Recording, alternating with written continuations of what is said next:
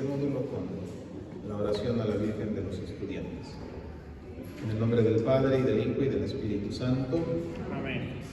Madre mía Inmaculada, tú que enseñaste a Jesús desde pequeño y le acompañaste en sus primeros estudios, tú que le viste cómo aprendía a trabajar en casa y en el taller de tu esposo José, te pido que, limpio de pecado y mentira, estudie para conocer la verdad, y que ese estudio se lo dedique a tu Hijo, para que lo reciba en sus manos, y sea así camino de santidad y comunión con Él. Para mí y todas las almas por quienes lo ofrezco, que el cansancio o las preocupaciones no me impidan disfrutar de esta oportunidad que me da tu Hijo de aprender y de servir a la sociedad con mi estudio y esfuerzo, con mi palabra y ejemplo. Y así, con la ayuda del Espíritu Santo, llegue su verdad a todas las almas. Que así sea. En el nombre del Padre, y del Hijo, y del Espíritu Santo. Amén. Siéntense, por favor.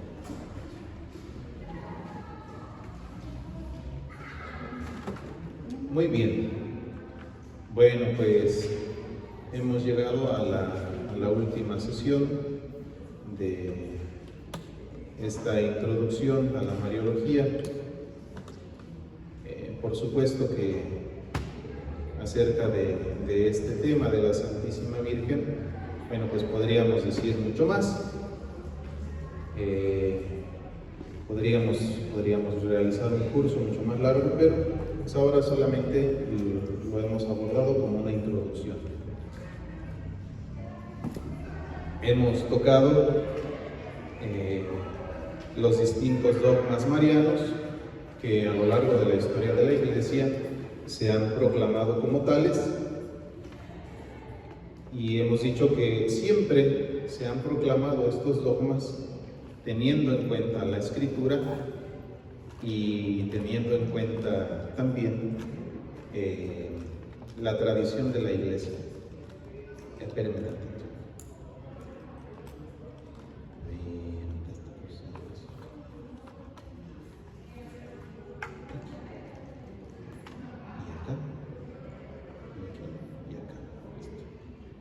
Perdón, me estaba distrayendo. Ahora sí. Eso, entonces los dogmas marianos no son inventos de la noche a la mañana, sino que cuando se juzgó oportuno, se declararon como tal, no como un invento, sino como una ratificación de la vida de la Iglesia. Son dogmas que encontramos ya desde las primeras experiencias de las comunidades cristianas. Y bueno, pues ahora nos acercamos a este último punto, que para nuestros hermanos protestantes es el más incómodo, no así para nuestros hermanos ortodoxos. Ellos aman a la Santísima Virgen como nosotros lo hacemos. Ya hemos dicho en alguna ocasión que, curiosamente, los protestantes históricos, los que comenzaron la Reforma Protestante, pues también tenían en gran estima e incluso veneraban a María, la Madre de Dios. Pero bueno, pues con el tiempo la cosa se fue descomponiendo. Entonces, no es la intención de esta sesión abordar el tema desde un punto de vista apologético o de diálogo ecuménico. También se podría hacer en otro momento, pero bueno, pues ahora más bien lo que pretendemos es, como ya hemos hecho en las otras sesiones, ofrecer una aproximación bíblica, una aproximación histórica a esta realidad de nuestra fe, que es el culto que se le rinde a la Santísima Virgen María. Muy bien. Bueno, creo que podemos comenzar siguiendo a Santo Tomás de Aquino, que nos ofrece una buena definición de lo que implica la adoración a Dios, el culto que se le ofrece a Dios. Lo encontramos en la Suma contra los Gentiles, en la parte primera, en el libro tercero, en el capítulo 119. Y lo que Santo Tomás dice acerca de nuestro culto a Dios, atención, primero del culto a Dios, es que el acto o los actos, mejor dicho, el culto es el acto o los actos con los que expresamos el reconocimiento de nuestra dependencia de Dios y por los que elevamos nuestra mente a Él. Para Santo Tomás de Aquino, entonces, el culto a Dios se caracteriza por eso. Se caracteriza porque reconozco que dependo de Dios. Reconozco que de Él viene pues todo lo que yo necesito para vivir, ¿no? Y por lo tanto, bueno, pues eso me lleva a elevar mi mente hacia Él, llevar mi atención hacia Él, ¿sí?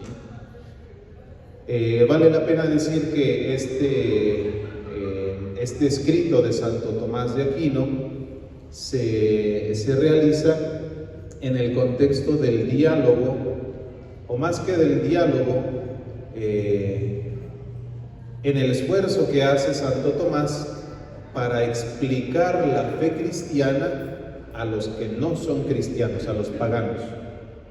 Santo Tomás escribe este libro para eso, y por eso se llama Suma contra los Gentiles. Es el compendio de las verdades de la fe expuestos a los que no tienen la misma fe, a los que no creen en Cristo. Bien, desde esta óptica, entonces, dice Santo Tomás, el culto cristiano implica eso: reconocer nuestra dependencia de Dios y elevar nuestra mente a Él. Por lo tanto, acerca de Dios estamos reconociendo una distancia grandísima entre Él y nosotros. Él es el creador, Él no necesita de nada ni de nadie, ¿no? En cambio yo sí necesito de Él. Dios no necesita de mí, yo sí necesito de Él.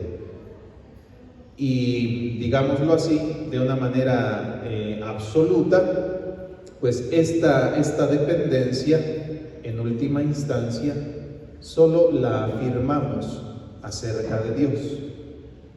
Solamente acerca de Dios decimos que, pues eso, somos completamente dependientes de Él. Por eso, si se acuerdan, la sesión pasada comentábamos esto, ¿no? De que en la economía de la gracia, Dios ha querido que la Virgen María ocupe un lugar especial. Eso lo ha querido. Pero ese lugar especial de la Virgen María es un lugar subordinado, que está siempre unido a Cristo. No es algo que la Virgen Santísima ejerce de manera paralela a Cristo. Por lo tanto, el culto que le tributamos a María y a los santos, en última instancia, sigue diciendo esto: dependemos de Dios, porque ella también depende de Dios, porque los santos también dependen de Dios. Muy bien. Bueno, entonces, lo primero que implica el culto a Dios es eso, es reconocer su excelencia infinita, reconocerlo a Él como la fuente del ser, aquel que no ha recibido el ser de nadie, sino que Él es la fuente del ser. Y por lo tanto, bueno, pues lo que hacemos es eso, es colocarnos en la actitud y en el lugar adecuados respecto de Dios. Con Dios no somos iguales, no somos iguales, somos completamente distintos. Y eso es parte del culto, reconocerle a Dios su lugar. Algunos consideran que eso significa adorar. Adorar significa reconocer que Dios es Dios y que tiene un lugar único y que ese lugar no lo puede ocupar nada ni nadie más. Eso es la adoración, reconocerle a Dios su lugar, reconocerle a Dios su grandeza y reconocer que ese lugar es solamente suyo, que nadie lo puede sustituir, nadie. Ni siquiera la suma de los ángeles y de los santos, incluida la Santísima Virgen, pueden sustituir a Dios. ¿No? En ese sentido, como decía San Anselmo de Canterbury, pues efectivamente Dios es aquel que está por encima de cualquier imaginación nuestra, que está incluso por encima de la suma de todo lo que nosotros pudiéramos llegar a imaginar. Muy bien. Bueno, entonces, ¿por qué hemos comenzado nuestra sesión del día de hoy reconociendo en qué consiste el culto a Dios? Precisamente para darnos cuenta de que la devoción a María es algo completamente distinto. Y que cuando nos dirigimos a María y cuando nos dirigimos a los santos, no los estamos poniendo en el lugar de Dios. La Iglesia Católica nunca ha enseñado eso, ¿no? Esto es algo que a nuestros hermanos protestantes les cuesta mucho entender, no por la inteligencia, me parece a mí, sino por una cuestión de voluntad, pero bueno, de todos modos vale la pena que nosotros lo recordemos. La devoción a María y a los santos no es una devoción similar a la devoción y al culto que se le rinde a Dios. Son cosas completamente diversas. Cuando reconocemos entonces en María sus perfecciones, lo hacemos en última instancia para reconocer que esas virtudes, eso que descubrimos en la Santísima Virgen, esas perfecciones, son obra de Dios. Cuando elevamos nuestra mente a María o a los santos, en el fondo lo que estamos haciendo es reconocer que esa perfección viene de Dios. En última instancia, entonces, el corazón se dirige a Dios. No se trata, por lo tanto, de poner a pelear a Dios con la Virgen o con los santos. Eso no es nunca nuestro propósito. Muy bien. Bueno, entonces, dicho esto, podemos hacer esta distinción que otra vez, como ya lo hemos afirmado, de algunas otras cosas acerca de las verdades de nuestra fe, no las encontramos explícitamente así con esas palabras, ¿no? No encontramos esta palabra, por ejemplo, hiperdulía, no la encontramos en la Escritura. Tampoco encontramos la palabra veneración o dulía, ¿no? En todo caso, vamos a encontrar en distintos lugares la palabra griega proskinesis, que pues significa eso, ¿no? Que significa rendir homenaje. Esa proskinesis regularmente se refiere a Dios, pero ya veremos que hay algunos momentos en los que en realidad no es así. Bueno, entonces, en el culto cristiano se reconocen niveles. Hay niveles, como diría la chaviza, ¿no? Hay niveles. El nivel más alto y exclusivo de Dios es la adoración, que es lo que ya hemos dicho. Es reconocerle su excelencia infinita, reconocerle que Él es el origen de todo lo creado, reconocerle que su lugar es único. Y bueno, pues por ejemplo, el primer mandamiento pues nos lo deja bastante claro, ¿no? El primer mandamiento: escucha, Israel, el Señor tu Dios es solamente uno. Al Señor tu Dios adorarás y a Él solo servirás. Después dirá Jesús en el Evangelio de Mateo y en los sinópticos, en el contexto de las tentaciones, ¿no? Al Señor tu Dios adorarás y a Él solo servirás.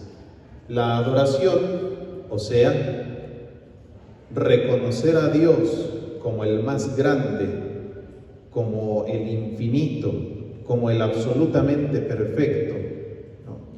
Eso solamente se hace respecto de Dios. Solamente se hace respecto de Dios, ¿sí? Pudiéramos pensar, no sé, por ejemplo, en la naturaleza angélica, que también es muy perfecta, pero con todo y que es muy perfecta, es una naturaleza que ha sido creada por Dios, en tanto que ha tenido necesidad de ser creada, ¿no? Pues se encuentra por debajo de Dios, por ejemplo. Entonces solamente a Dios le corresponde ese lugar, el de la excelencia infinita e increada.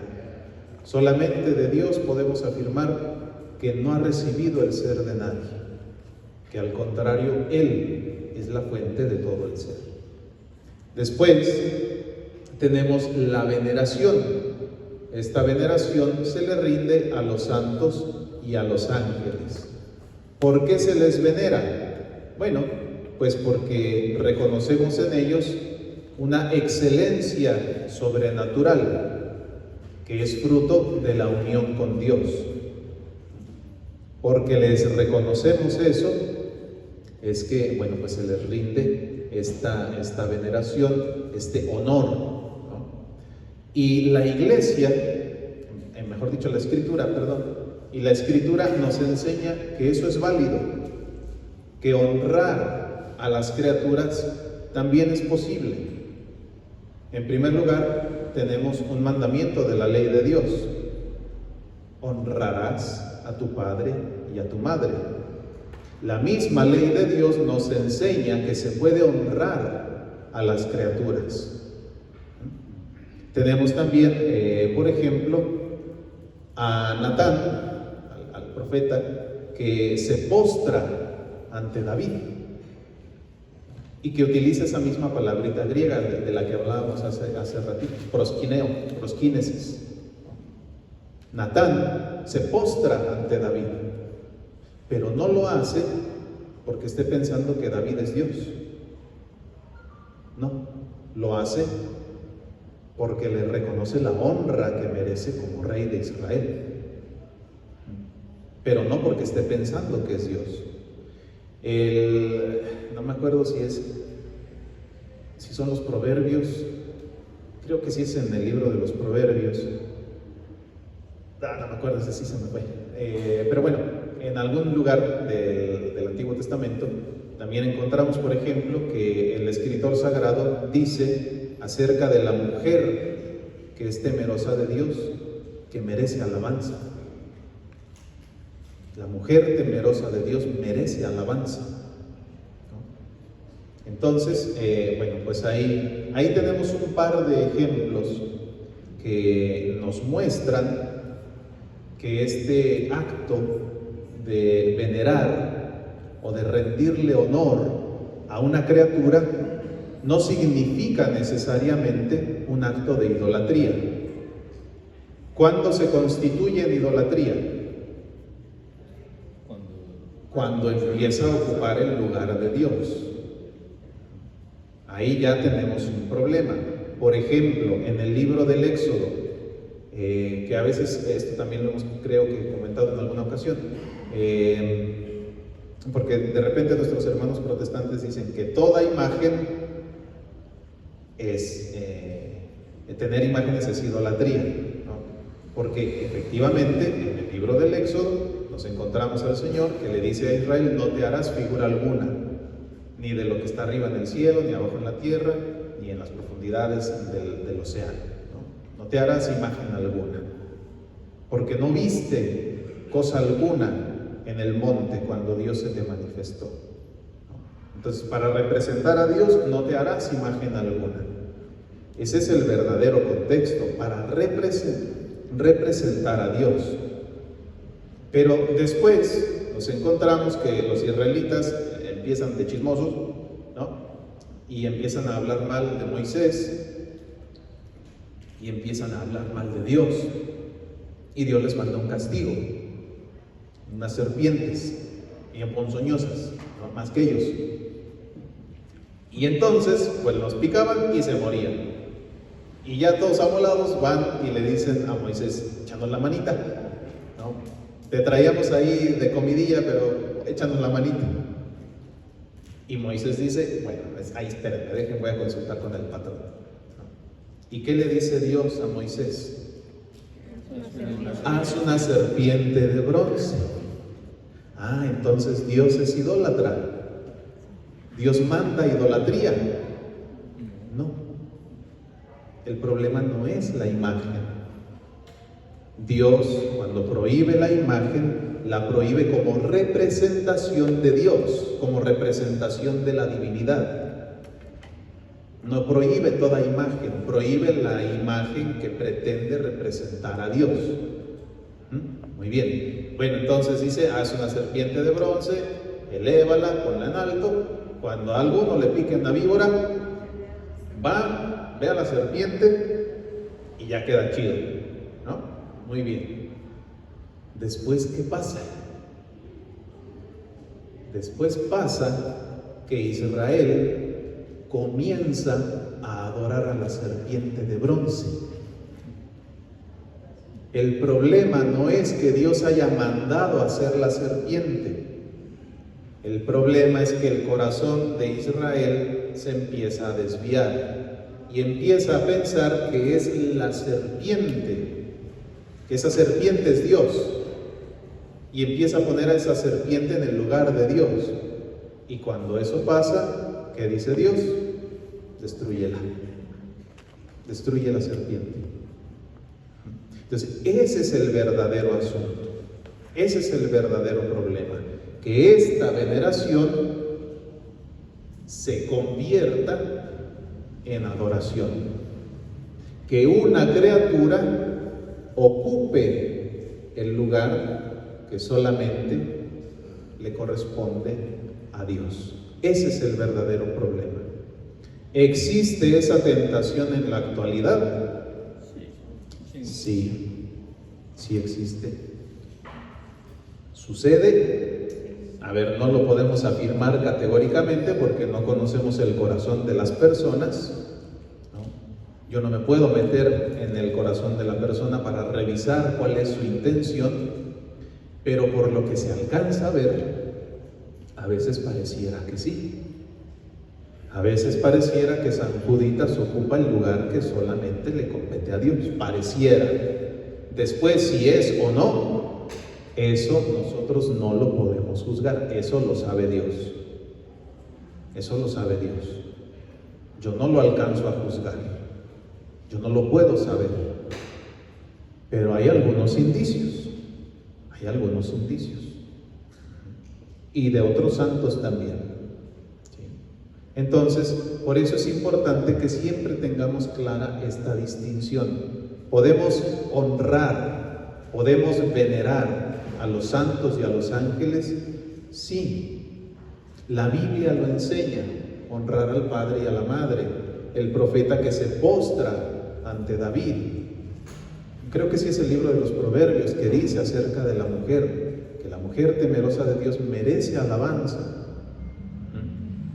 Hay distintos pasajes de la Escritura que enseñan que sí, que eso es posible. El problema es cuando se desvirtúa. Ahí ya tenemos un problema, ¿no? Como sucede con la serpiente en el Antiguo Testamento. Muy bien. Bueno, entre aquí y acá tenemos una columna en medio. Es que no pude pensar en otro ejemplo, entonces me disculparán que ponga un ejemplo FIFAs, pero bueno, pues fue el que se me ocurrió. A ver, ¿quién fue el campeón del mundo ahora en el mundial pasado? Que acaba de pasar. España. España, muy bien, la patria madre. Bien, bueno. ¿Quién ganó? O sea, me refiero a dentro del equipo. ¿Quién se merece el reconocimiento de los que ganaron? Pues todos, todo el equipo. Todo el equipo puso lo que le tocó poner, ¿no? No sé si hubo, pero incluso si hubo por ahí un cambio que nunca entró, de todos modos siempre estuvo ahí listo si se ocupaba, ¿no? Ahí andaba calentando y le entró a los entrenamientos y toda la cosa. Todos, muy bien. Pero, aunque todos se coronaron como campeones del mundo, hubo uno al que le hicieron una distinción especial. Al portero le dieron el guante de oro. De 8 partidos, 7 salió en ceros, el ingrato. Solamente le metieron gol en un partido. Y le dieron el reconocimiento de mejor portero del torneo. Ese se lo dieron solo a él. Ese no es para el equipo. Solo a él. ¿Y por qué a él y no al defensa? ¿Por qué no al delantero? Pues porque él era el portero. Porque él fue el portero y fue el portero titular. Porque había segundo y tercer portero. Pero el reconocimiento del guante de oro al mejor portero del torneo se lo dieron solamente a ese, por lo que logró durante el torneo. Bueno, acá sucede algo parecido con esta veneración especial. ¿Por qué se le rinde una veneración especial a la Santísima Virgen María? Una veneración que no se le rinde ni a los santos ni a los ángeles. Porque ella ha cumplido una misión completamente única, completamente singular, que a nadie más le ha tocado ni le tocará realizar, como al portero. Como al portero. Y entonces, ese es el motivo por el que a María se le rinde un culto, una veneración especial, que la teología ha llamado hiperdulía. O sea, pues es una veneración que está por encima de la veneración común y que solamente se le rinde a ella. Bien, esto es así, pues por eso, por la misión particular que ella ha cumplido y por los privilegios que dicha misión han implicado en su persona, ¿no? Que son los dogmas que ya hemos revisado: la Inmaculada Concepción, el hecho de que fue elegida para ser Madre de Dios, la virginidad perpetua, la Asunción y la realeza de María, ¿no? Bueno, pues esos privilegios propios de la misión que Dios le ha encomendado es lo que nos llevan a rendirle una veneración especial, que no le rendimos a ningún otro santo, a ningún otro ángel, porque su misión ha sido especial y esa misión solo la ha realizado ella, siempre con la gracia de Dios. Igual que el guante de oro es solamente para el portero, porque esa misión era solo del portero, no era de otro. Muy bien. Bueno, y vamos a más adelantito, sí, ahí tenemos otros. Bueno, ahorita diremos que, bueno, pues también hay razones bíblicas para afirmar que María pues, merece eso, merece una veneración especial. Entonces, la teología católica distingue esos 3 niveles de veneración: la adoración que solo le compete a Dios, la hiperdulía que solo le compete a María y la veneración que le compete a los santos y a los ángeles. Muy bien. Bueno, el culto que le rendimos a la Santísima Virgen María y a los santos en general, esto sí lo podemos decir en general, tiene estas tres dimensiones. Tienen el culto interno, ¿no? Incluso me parece que esto también se lo podemos aplicar a la adoración a Dios.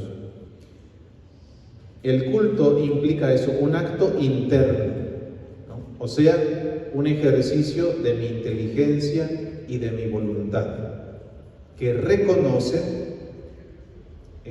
pues lo especial de la virtud de los santos, de María, o la gloria de Dios, ¿no? El culto implica eso, un acto interno que se realiza con mi mente y con mi voluntad. Después, el culto también puede ser culto externo, privado. Esto de privado no quiere decir que sea algo completamente oculto, que solamente yo vea. El culto privado es el que realizamos, por ejemplo, cuando una persona viene a dejarle una veladora a la imagen de la Virgen. Ese es un acto de culto privado. O cuando en su casa una persona le enciende una veladora a la imagen de un santo o de la Virgen o a un crucifijo. Ese es un acto privado. Las oraciones que podríamos hacer personales o en familia también son actos de culto externo privado. ¿Qué significa entonces esto de que es privado? Es una manifestación visible, ¿sí? Es una manifestación visible de eso, de nuestra devoción, pero que no está unida a la liturgia de la iglesia. Eso es lo característico. El acto externo privado es eso, es algo que hago a título personal, aunque lo esté haciendo con otros, ¿no? Pero no se realiza en comunión con la liturgia de la iglesia.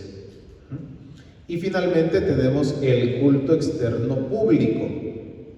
Este culto externo público es el de la liturgia.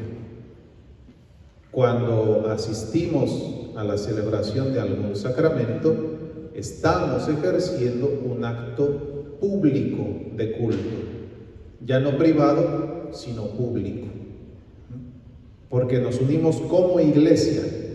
Ya no es solamente yo vengo a misa, por ejemplo, ¿no? Yo vengo a misa, no soy solamente yo, es la comunidad. ¿Se acuerdan que cuando hablamos de este término de iglesia, ¿no? En la introducción a la eclesiología, decíamos precisamente eso, que es lo característico de esa reunión de personas, de ese conjunto de personas que han sido convocados por Dios. Es una comunidad convocada por Dios. No es como la junta vecinal, ¿no? Esta la ha convocado Dios. Entonces, yo asisto y formo parte de esa congregación, de esa comunidad que ha sido convocada por Dios. Eso es lo característico del culto público. Y las tres dimensiones del culto pues son necesarias para un culto verdaderamente cristiano.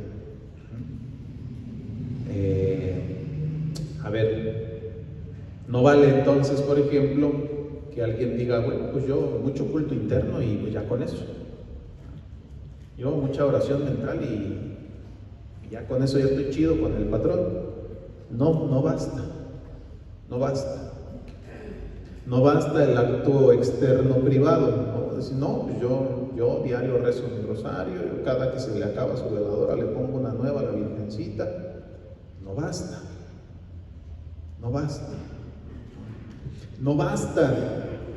el culto externo público. Mira, yo nomás voy a misa y después entre semana ni me preguntes, ¿no? Ni me persino entre semana, haz el domingo y ya ni me persino, no sé, ahí medio le hago un garabato, nada más. Las tres cosas, las tres dimensiones son necesarias para el culto verdaderamente cristiano. Y estas tres dimensiones nos salvan de una fe mal entendida o mal vivida. Porque tristemente parece, otra vez no lo podemos juzgar categóricamente, pero tristemente parece que hay algunos hermanos nuestros que sí se contentan con eso, ¿no? Que sí se contentan con decir, pues yo en la mañana me levanto, me encomiendo a Dios, punto, se acabó. Con eso, ¿para qué quiero más? Yo todos los días rezo mi Santo Rosario, pero no me pidan que vaya a misa. Yo voy a misa el domingo, pero entre semana, si soy cristiano o no, no me acuerdo. Ajá. Tristemente, hay deformaciones, puede haber deformaciones en la fe. Entonces, para que eso no suceda, las tres dimensiones del culto son necesarias. Acerca de la Santísima Virgen María, también son necesarias estas tres dimensiones del culto.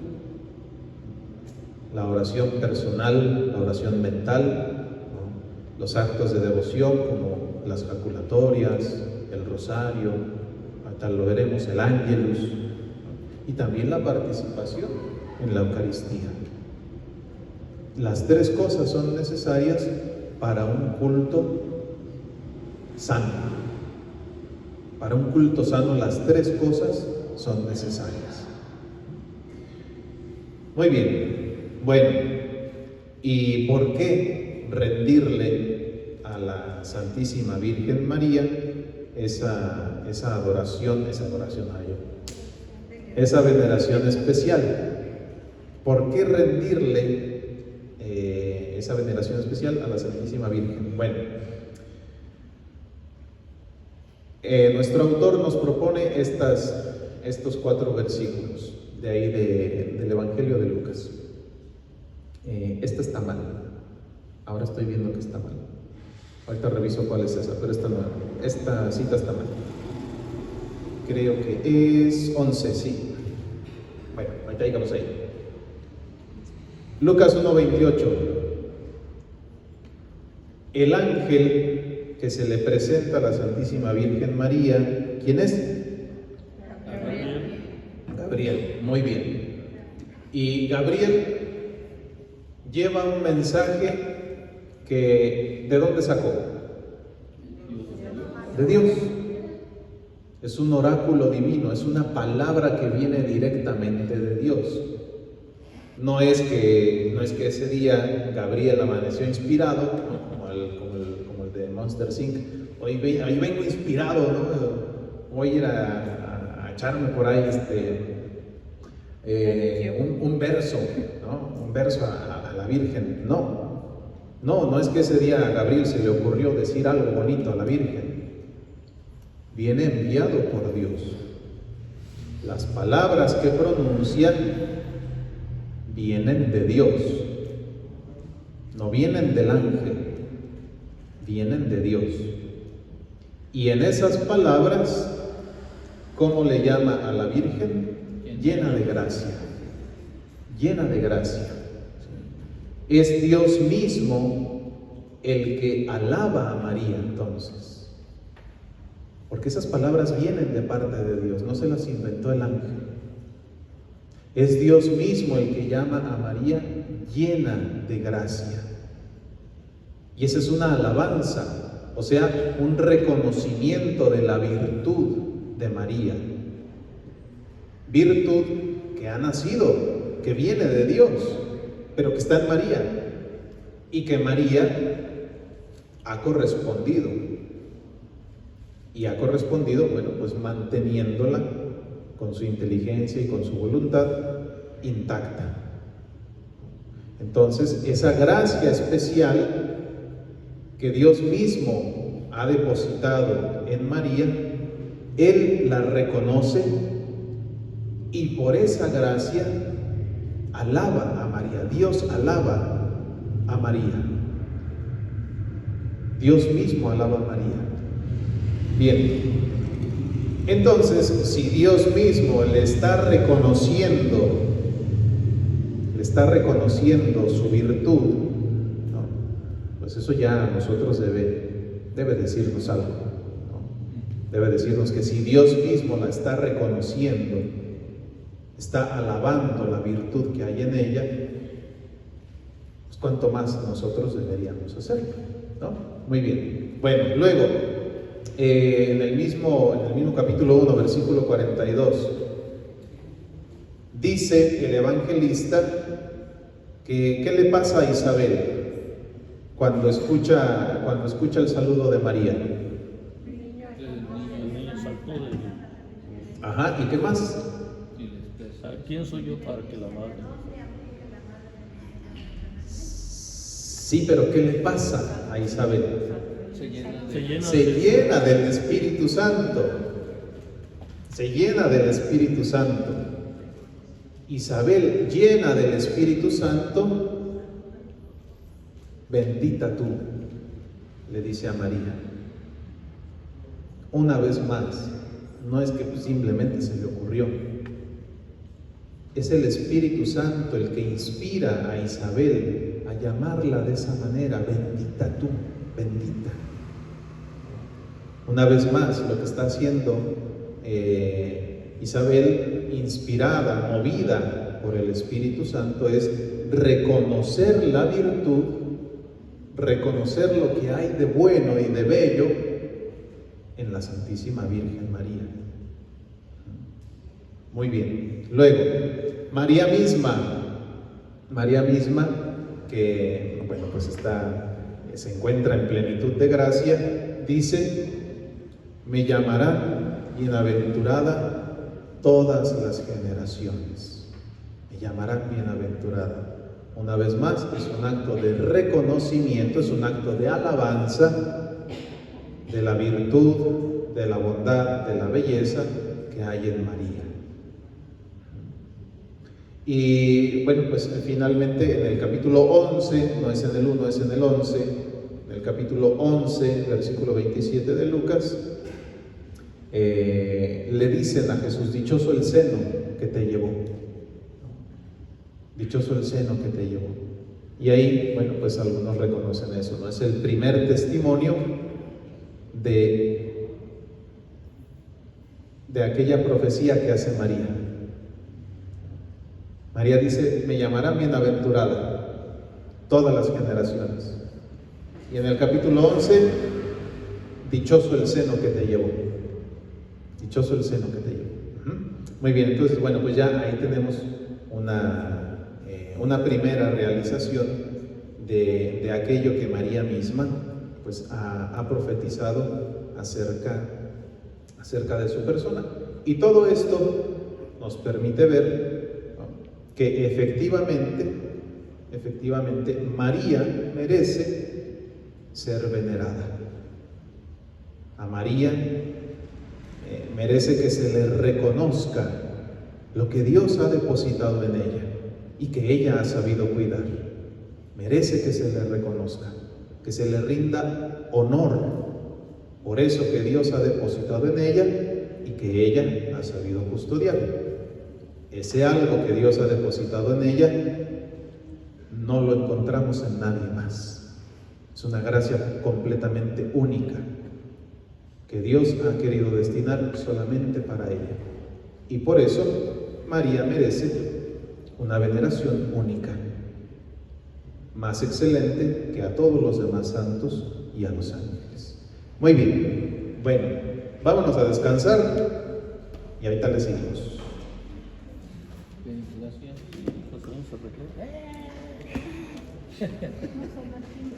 Vamos a nuestro angelito. Sí,